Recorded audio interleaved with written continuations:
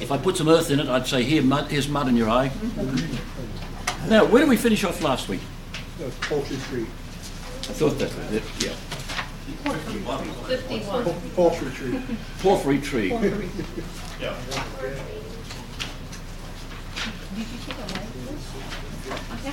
You know, there are lots of different kinds of trees. We have the jacaranda tree in Australia, beautiful. It's like the poinciana is here.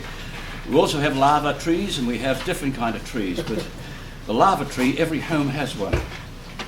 Oh, God.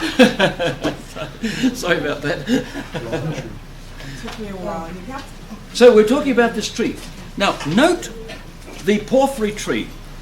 The higher you go, the more things it applies to. So, organism applies to plants and animals and man. Animal only applies to brutes and man. But the higher you go, the less the comprehension. The higher you go, substance is a somewhat empty concept. Body is more comprehensive. Organism is more comprehensive still. And what's the difference? Substance to become body is extended. So look at this. Substance is an extended body. But animal is a rational, sensitive, automotive, extended substance. The higher you go, the less the comprehension, but the greater the extension. The lower you go, the greater the comprehension, but the less extension. So, note that. By the way, some who came in late may be wondering why they're signing that.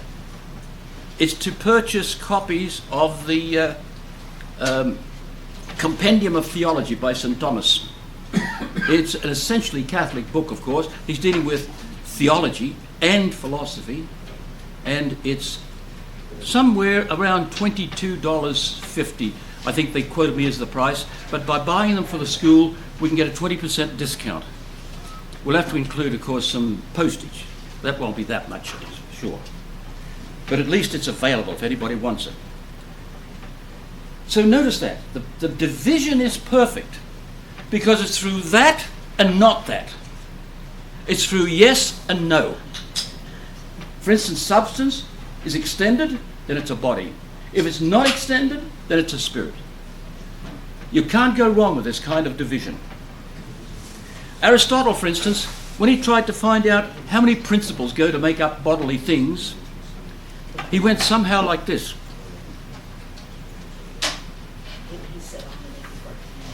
Bodies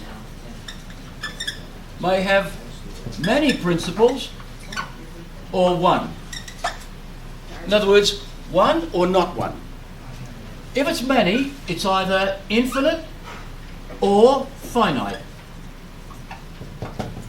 He goes on to show it can't be infinite, so it must be finite. Then if it's finite, it's one or more than one. This is dialectic, dividing all these things up to try and find, and he ends up proving it's two, matter and form. Ends up proving that. This is preparatory to proof.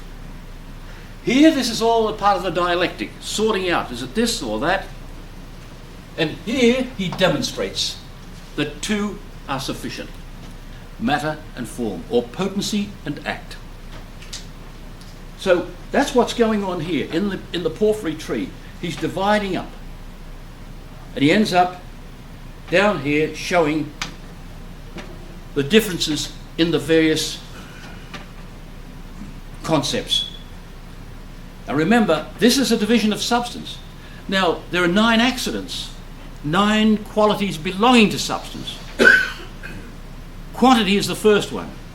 It's divided up into continuous quantity, geometry, discrete or broken up quantity, arithmetic, algebra, etc.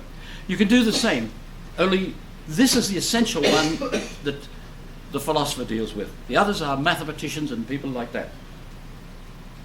So it's perfect division there. So we have, look down there, we don't know what the individual difference is. Peterness and Peter. Bettiness and Betty. What's Peterness? What's essentially makes Peter Peter? We don't know. What makes Brian Brian? We don't know. What makes Elizabeth Elizabeth?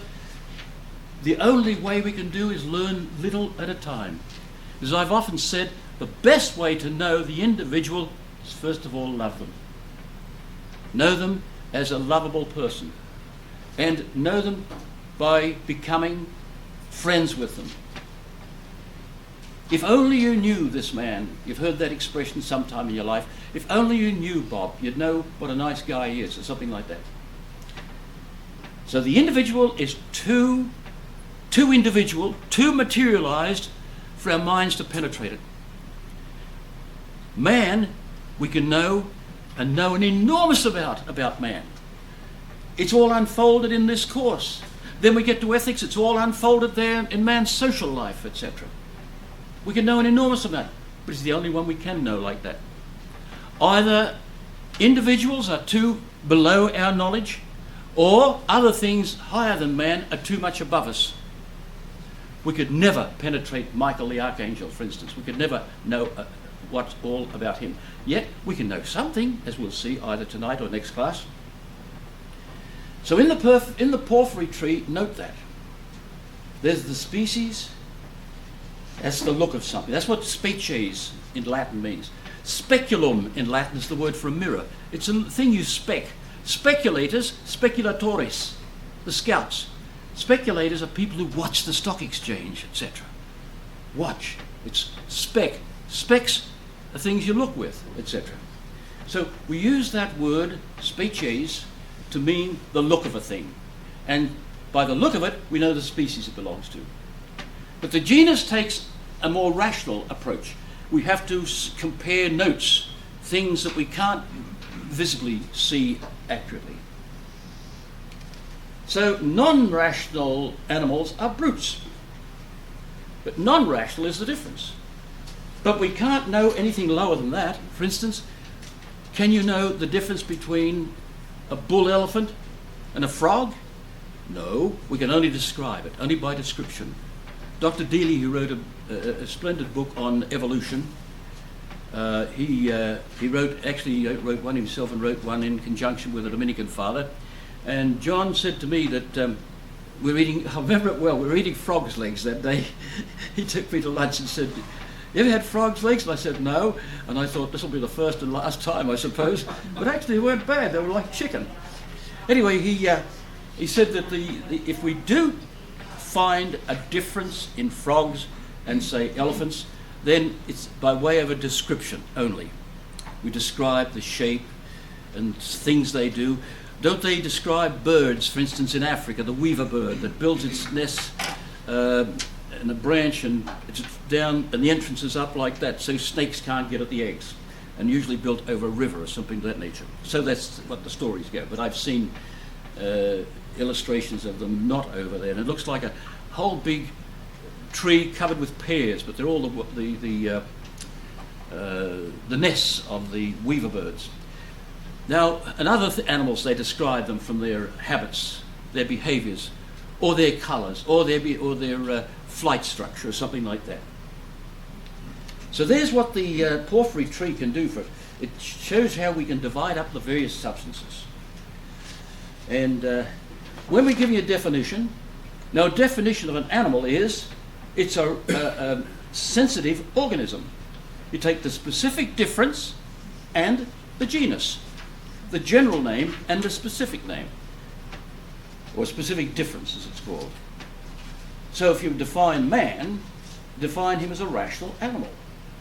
If you wanted to define Peter, it'd be Peterness man, which we only invent that because we can't do it any further.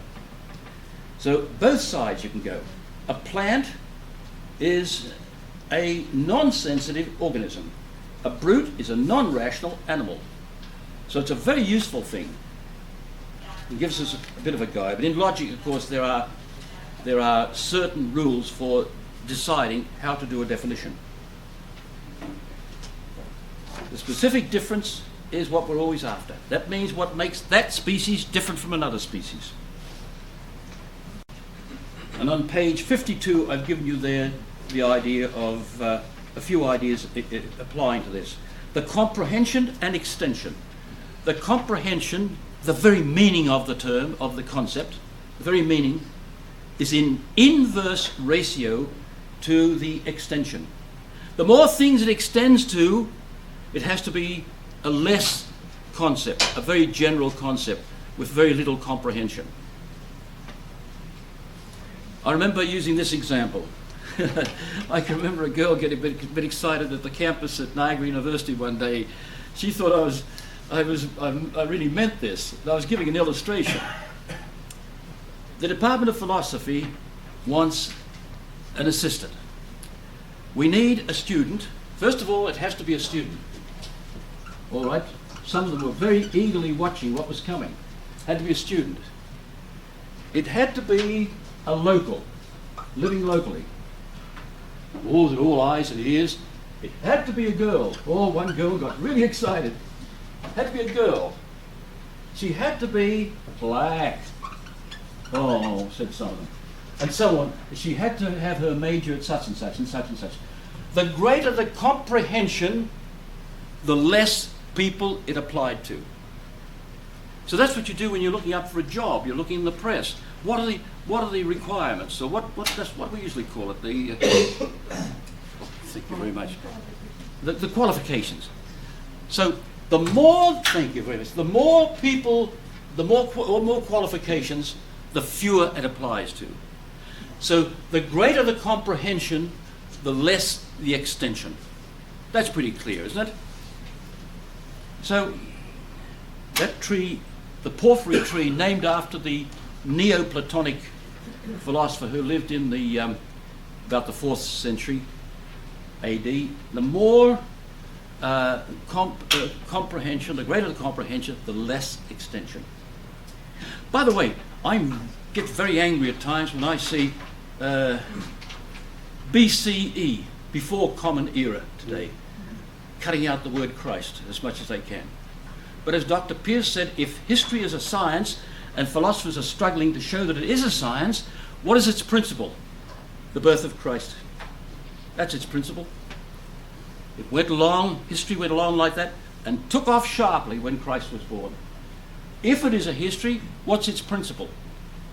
So even Jacques Maritain is struggling when he wrote on the philosophy of history. But this modern business now, BCE, I'm trying to think of some nasty way I can treat that term and fling it back in their face. Let me know when you get it. Yeah, I will, Brian. Yes. So, anyway, there we are. So we can speak of the universal, the concept, but not of the image. There are no degrees of universality for the image. Now, if you look back on page 51, what we're really doing there is we're dividing up the universals. Peter is not a universal, but man is, animal is, organism is, body is, substance is. Degrees of universality. Degrees of generality, if you like, but degrees of universality, that's what that is. But you can't do that with the image. That's where this fitted into our work. So, the summary of the differences between the image and concept. I summarise them there just in one or two words to make it easier to get your mind around it. The summary of the difference: the image is singular, the concept is universal. The image is concrete, but the concept is abstract. This is laid out on page 52 for you.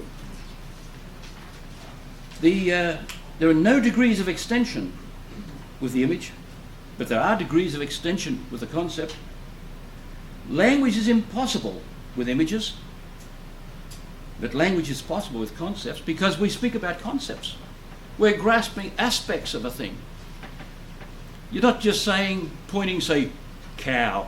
You're talking about the cow's a good milker, gives good butter fat, or something else. You're splitting the cow up into concepts, but you don't do that with the image. And you're pointing out that the cow comes, it's who's it out of? It's out of so-and-so by so-and-so. Out of, that's the mother, by so-and-so, etc. So all of that, you're saying something much more when you're talking about concepts. Reasoning's impossible. Whereas with concepts, it's possible. You're going to see that in a minute too. Translation is impossible versus translation possible. Because if you're talking to a foreigner, somebody of another language, you're not just saying cow. Yeah, I know it's a cow. Be no difficulty speaking about it. But if you've ever been in a foreign country and you've had to speak a foreign language and you weren't sure of the language, like parts of Greece, I can remember, he's taking something and he's pointing to the sheep, but he wasn't really meaning the sheep at all. He's talking to his daughter, about his daughter. He wanted me to adopt his daughter. Holy jumping Jehoshaphat, if I'd have said, yes, it's a nice sheep, when he was saying, yes, it's a ne or achi, etc. in Greek. Dear, dear. So we have fleeting images and the logicality of thought. Images, we always have a fleeting, a phantasmagoria, as we call it, fleeting across the imagination, and somebody saying, oh, there was a terrible accident down the road. What I think of is when I was about 17, was a man getting both legs chopped to pieces, and I rushed out with something for tourniquet, or tourniquet as you call it, and his blood was just lost, bits of legs, everything, all over the road, and and then you sort of think of that. Then I saw a woman decapitated, and this was on a main road. Where people who live on a main road see a lot of things others don't see. I've come to that conclusion. But no, somebody's just talking about two cars, one rammed the other in the rear end or something like that. So there's all these different images run across the imagination. And I saw a terrible accident, said somebody. One time when I was living in Montreal, we came down to Ottawa, and on the way back a train had just crushed a car and the occupant was still in it. You think of those things, and but yeah, the person who's talking to you had a different thing altogether.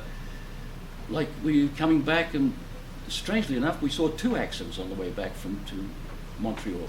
One was a man, and they were keeping people away, but I said I have knowledge of first aid, and the car was wrapped around a tree, and the girl is giving the man mouth-to-mouth resuscitation. And we suddenly realised it was half a man. The other half was cut off under the car. So sort of, you might think of a train accident, you might think of something else. But the images are running cross. But the concept of accident, you know what's meant by that. Something that should not have happened. So then, we could also divide up the other 9 categories of being, the 9 accidents, in similar manner. So we could divide quantity up. I've given an illustration with the mathematician does. A geometrician, have been in contact with a geometrician out in San Francisco. Yes. Is it Los Angeles? What do I write? Can't think of which city it is now. Anyway, he's a geometrician, and the work he does is extraordinarily complex. So then mathematicians, discrete quantity, in other words, broken up quantity, like arithmetic and all that. So we can divide quantity up that way.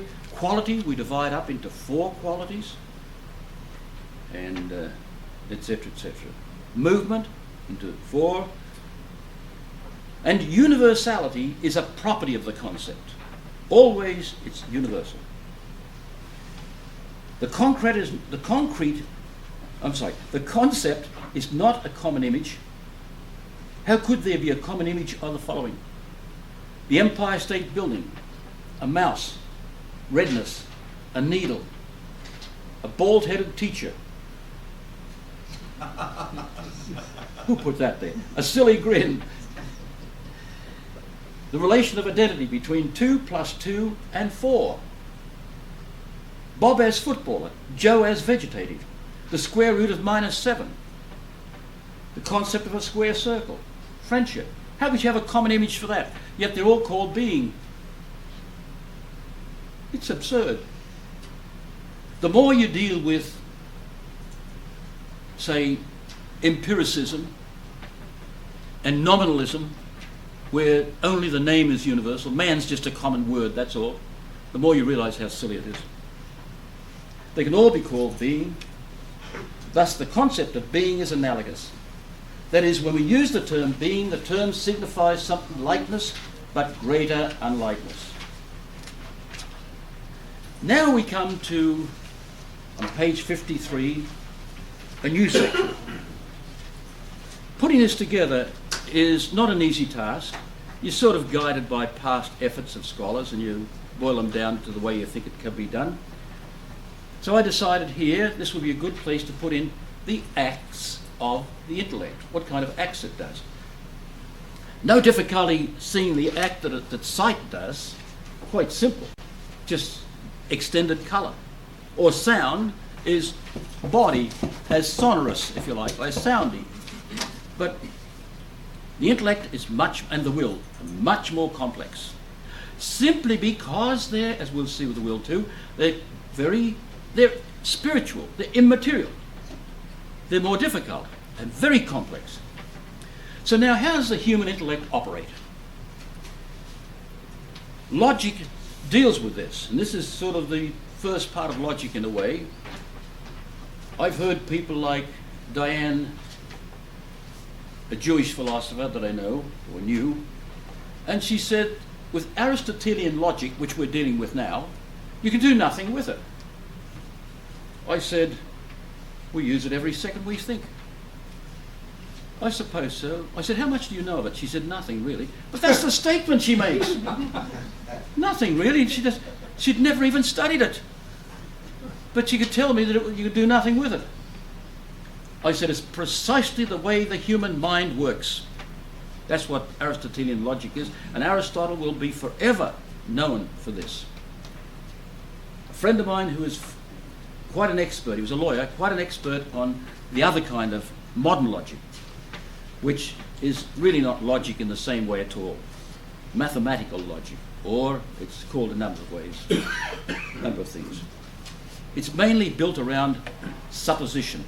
If so-and-so, then so-and-so. Though he knew the logic well, he said, how do we handle that? How do we know when this is wrong? Good God, I thought you'd study that before you start applying it. But that's the way you get people like Diane, who said about the Aristotelian logic, she knew nothing, but she could cast great aspersions on it. So the first act of the intellect is, in a way, like the acts of the senses. Sight gets at colour. Hearing gets at sound. Bodies as sounding. The intellect gets its things as being. Now, here's the first act of the intellect. Woman. Spectacles. Podium. Pardon? Podium. Podium, thank you. And man. Clock. This is called simple apprehension. You just apprehend things simply. You say nothing about it. So, I've often tricked students who've been trying to be saying about, you said something. What did I say? You said clock. Is that true or false? Well, I don't know. You didn't say anything about it. Exactly. I'm just simply apprehending clock, that's all. Clock, pencil, pen, floor, foot, shoe, clothes. So simple apprehension, a grasp of a block of reality. You never find that expression. These are Woodbury's expressions. He was a master at perfecting the English language. He said the ones who buggered up the language, that's his term, the ones who buggered up their language live in the United States, he says. And the books that are translated from French into English, don't read the English, my friends. It's worth learning French not to... I mean, be. Woodbury alone says be. I know of no other philosopher that did it. And I was, as a director of thesis, like a certain lovely, beautiful woman, Mary Hayden, I won't tell you who it is, and Mary fought me over this. In her thesis, she would translate essay as being, or être in French as being. I translate it as be, like Woodbury does, because it's the verb to be. sein in German, être in French, to be, etc., essay in Latin. And she argued back with me, and I told her, you take that out of your thesis if you want me to read the rest of it. And she was very angry at me doing that. She said, Gilson uses it. Gilson's a Frenchman. He's not an Englishman, I said. So I know Gilson uses it. And Vernon Burke wrote The Pocket Aquinas, or at least edited it, put it together. A lovely fellow, one of nature's gentlemen. He died a few years ago. Last I met him was down in St. Louis, Missouri, and always very fond of the man. But he writes being, and some of the texts he's translated are unintelligible because he uses the word being instead of the word be. Anyway, that's beside the point, I suppose. So, we've got to see this, the grasp of a block of reality. That's what the first act of the intellect is. The understanding of the tree is not grasped entirely in one act. Reasoning versus intuitive intellection. Intuitive intellection means this. There are two ways you can sort of think. Women generally tend to be intuitive more than men. Men tend to be reasoning. I didn't say that either is only that. I merely said that's their tendency. You know, I can remember at a wedding saying, I thought, that fella came and brought that girl with him. I didn't know they knew each other. And my mother said, oh, they know each other all right. She said, a woman's intuition can see more in what's going on than what we saw. They're sweethearts, she said. You know, and this is the intuition of a woman. But a man has to have it spelled out for him. Didn't you know this and such and that such and such? Stop agreeing, etc. But so women tend to have the detailed vision. Men tend to have the global vision. And that is why women make such wonderful nurses. And I've often thought a woman physician, any I've ever heard of, were excellent. Their diagnostic ability is marvelous.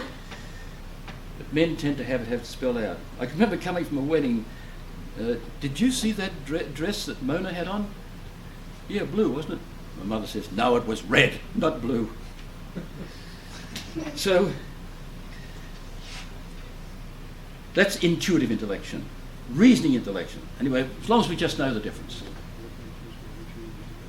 Intuition means, as far as I can trace the meaning of that word, the to is the same as do in English. You're doing something. It's just doing it, not reasoning to it, just doing it, direct. It's direct, immediate knowledge, intuition. Then don't forget, with regard to forming the concept, and that's what the first act of the intellect does, the whole of what is known is from the tree, or the object, whatever the object is. The whole of how it is known is from the intellect. There's a famous story about a poem. The whole of the poem, as it is poetic, is from the poet. But the whole of the poem, as it is inky, is from the pen. The whole of it is from both, but as other and other. And there's dependent of the intellect on the senses always, remember. We did see that earlier. That's why we have smart uniforms. Did you see the inauguration of the new president? You saw the beautiful uniforms of the men in the military. It gives them a certain prestige, a certain knowledge. It makes them realize the importance of their calling. It makes others realize how important their calling is and respect them for it. So the intellect is always very dependent upon the senses. That's why a priest wears different colours at Mass and highly coloured vestments at times. But it's all to remind us of something, the importance of the occasion. So the block of reality which is known, the whatness, from itself is neither singular nor universal. Man is neither singular nor universal, from itself. If it was singular, then everywhere you found man, it would be that man. So if it was Bob, from itself, so Bobness isn't from man. Bobness is by reason of something added to man. If the individual was singular or Bob by reason of itself, then I'd say, hello Bob, hello Bob, hello Bob, hello Bob. The name wouldn't be worth 2 bob. So, but man is not from himself, Peter or Bob. Likewise, water is not from itself, hot or cold, because if it was hot from itself, wherever you found water, you'd find hot water. And we waters wouldn't like that. So that one was for you, Elizabeth. So it would be hot water. So it's only potential towards hot and cold. So man is potential towards Peter and Bob. Now there's the first act of the intellect. And in logic we do a study of that, an interesting study. And we have to take into account various things like analogy, etc. All sorts of knowledge, which comes more in the judgment actually than that. So the second act of the intellect is when we say something about that first act, about the blocks of reality that we've obtained. The block of reality, if we went around saying tree, or the pointing, of course, that's making a statement, tree, dog, man, Elizabeth. You say, what about them? They'd think you'd flipped your lid and they'd be right. But the judgment is we're making a judgment. We're composing and then we're comparing it with reality. Remember what I said before. This is extremely important, what I'm about to say now. The book is on the table. Now I've composed a subject and the predicate, the thing on the table. Predicate means predicat, what was said about what went before. That's the meaning of a predicate. Subject means what is subjected to the predicate, what is thrown under the predicate. And the predicate means what is said about what went before. Subject and predicate are not words, as I've heard lots of schools teach. They're about things. The thing which is the subject is identified with the thing which is on the table. They're about that. So that many books and teachers would have you believe is the judgment. The book is the thing on the table. That's not the judgment yet, my friends. That's what's called the enunciative proposition. You've just announced something. The enunciative proposition. Now,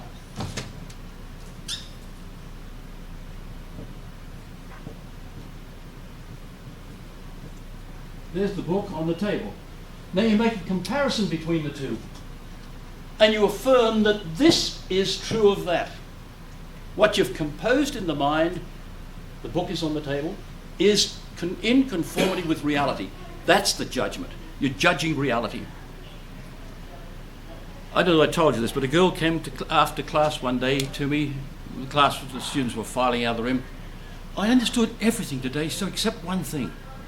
I said, what do you mean? What was it you didn't understand? She said, where the man fits in.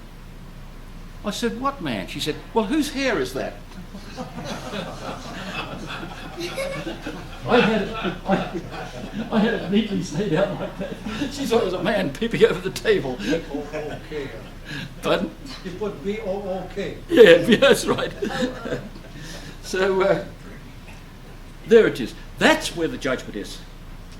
It's there. The judgment, that relationship. So, probably we should put that. You've judged that this is true because it's in conformity with that.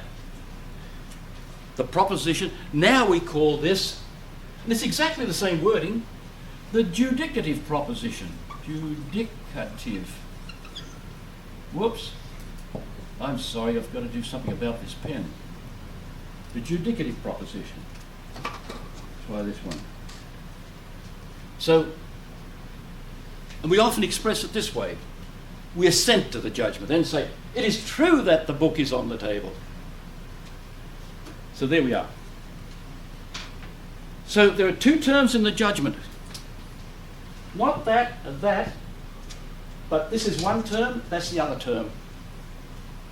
I'm sorry, But- you pointed. What was first? What was this? The term? Excuse me a second. Well, yeah, I just want to see I've written that correctly there. Yes, it is correct. The book is on the table. That's formed in the intellect. That's one term. The other term is the book that's on the table out in reality. And you can judge that this and that are identical. See, they're two terms. The two terms are not the book and the thing on the table. They're not the two terms, which many books and teachers give you the impression of. The two terms are this, that's one, and that, that's the other. So the two terms are the enunciative proposition and No, the enunciative proposition is this. But when you say that that is in conformity with that, now it becomes the judicative proposition. This is the enunciative proposition, then it becomes the judicative proposition. You're judging. The enunciative proposition is the statement, the book is on the table. That's right. And the judicative Is the same thing. follows the judgment of reality. Yes. It affirms it. It affirms it, that's right. And then we say the assent of the judgment is, it is true that the book is on the table. That's the assent. You see, that's just going just one little step further. That makes sense? Is that 3 steps then, or 2? Well, that's a third step, if you like. Yeah, that's a third step. Okay. The first step is to make this. Second step is to judge that it's in conformity with reality. And the third step is to state that conformity. It is true that, you see? I had no judgment, or you said knowledge is in the assent. But knowledge Knowledge is in the assent. in the assent, yes. It's knowledge is already there, but you've assented to it. It's contained in the assent, yes. So, subject and predicate are not words, they're things. The judgment is saying that they are identified in reality. See, our minds are bound to reality. If you say they're not, then you become an idealist. Nothing's outside the mind, or all we do is think things into existence. Or you're an empiricist or nominalist, and you say, we haven't got anything in here, we're just expressing a multitude of things out there. Everything's out there. All we are is just receptors of that. But we are intelligent receptors, and we form judgments about reality. And by juggling those judgments, we start to reason about reality. But notice, what is the predicate? The predicate is what we're saying about a subject. You write a book about cattle, all right. You fill the book then with information about the cattle. That's, as it were, an elaborated predicate about cattle. You write another book about, say, the army, or another book about crystals, and you're unfolding all that's contained in the word crystal, or in the concept crystal. And the predicate, all you see in the library, all those books, they're predicates, about predicates. But they can become highly complex. But usually it's the middle term that they're arguing out so that you can understand the predicate. So the predicate may be very complex. Its justification or explanation may fill a book. This is on page 53, of course. Now, a second point about the judgment. There are two kinds of judgment. Those which are immediately evident and those which are immediately evident. I can never read that darn clock up there. Got it right up there. Yeah, thank you. There's a light shining right on the hand there. So the immediately evident, we should be already familiar with them. They're things which do not need evidence. They need merely the understanding of the terms, the two terms. Now the word terminus means a stopping place. Whereas in the United States they call a stopping place for a bus a terminal. Outside of the United States, they call it a terminus.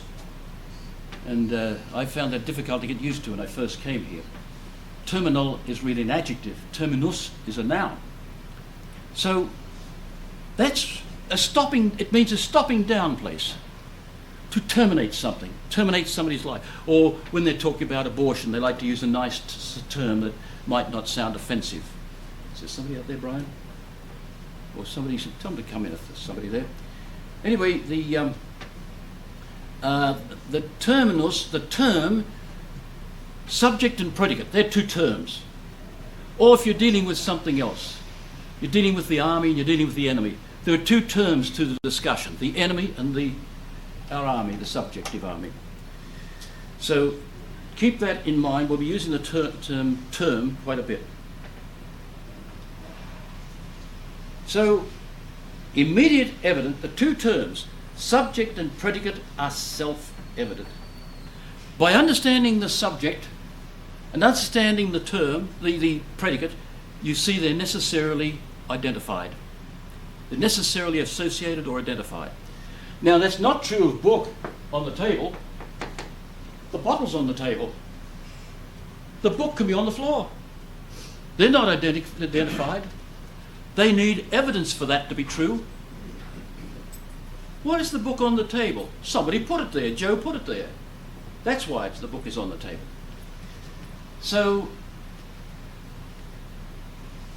those self-evident, evident just from their own nature, we call them usually the principles.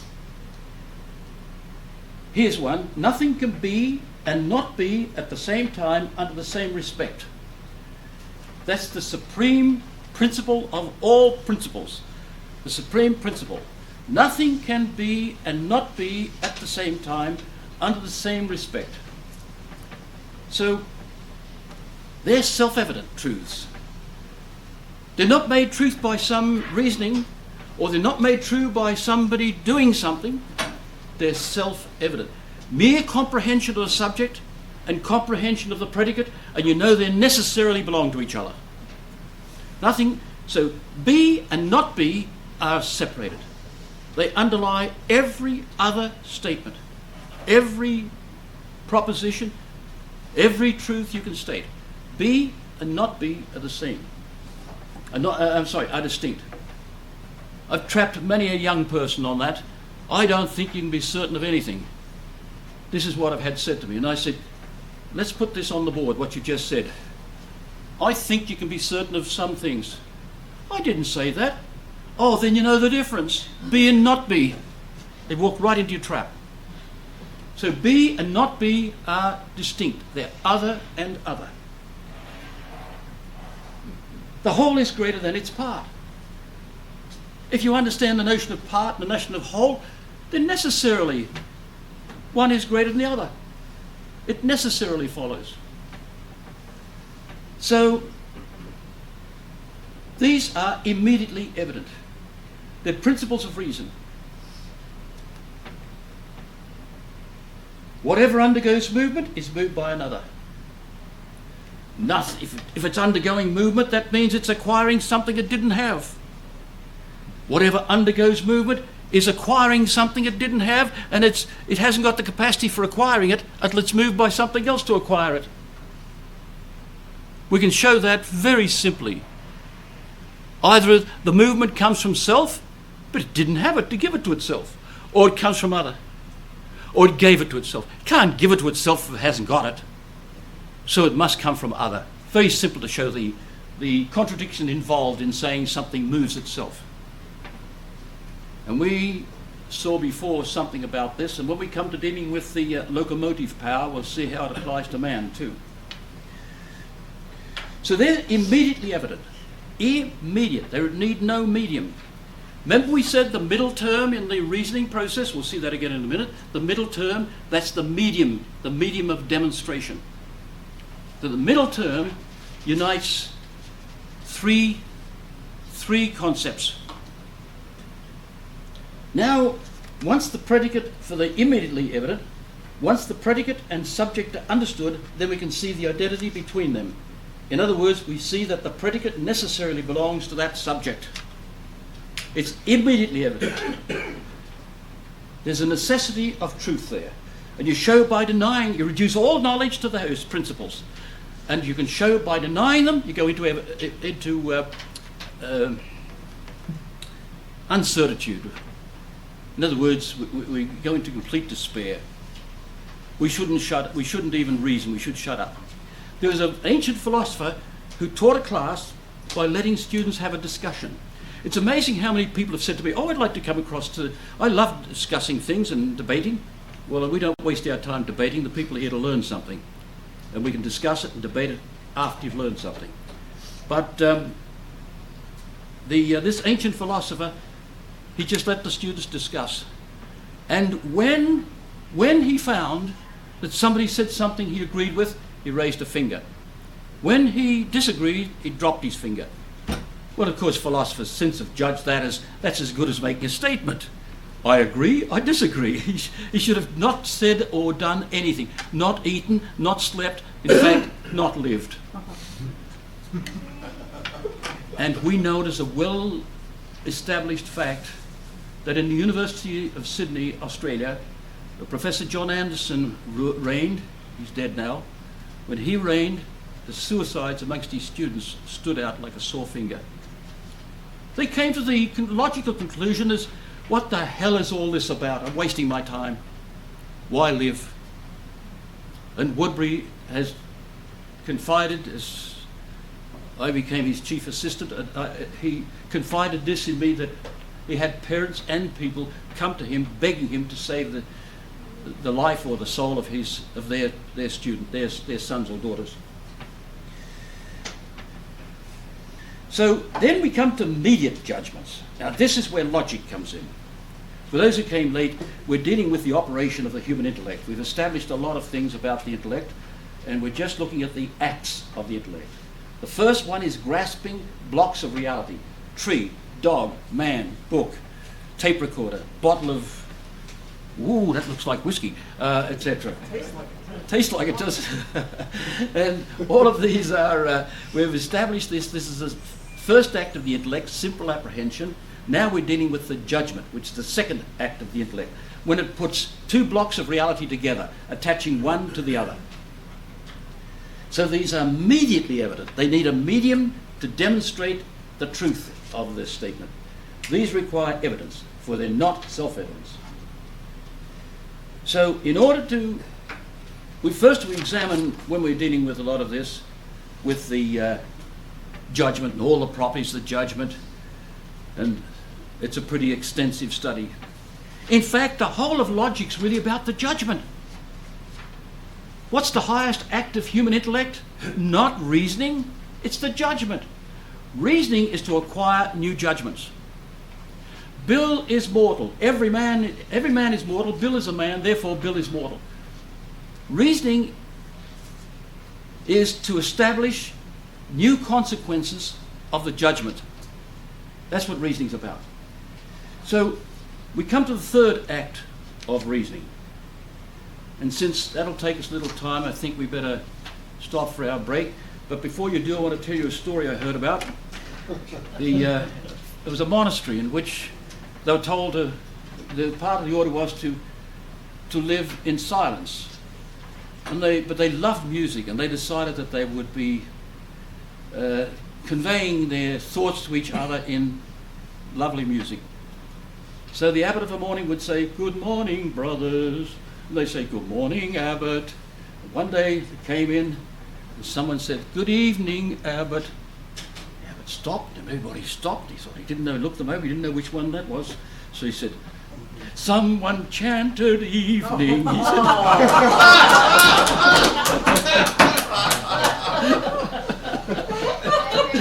Thanks. I went blank on it for a second. 10-minute break.